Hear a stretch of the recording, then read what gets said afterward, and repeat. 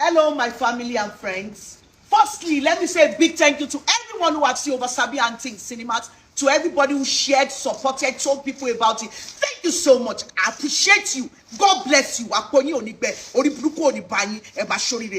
you. But today, I am here to tell you that OverSabi Aunty is still showing in all cinemas in Nigeria and selected Odeon cinemas in UK. America and Canada, we are coming. Canada, I'm coming myself.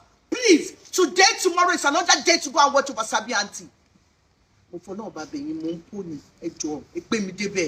watch OverSabi Aunty in cinema. Stop cinema. Tell them that you're from me. Go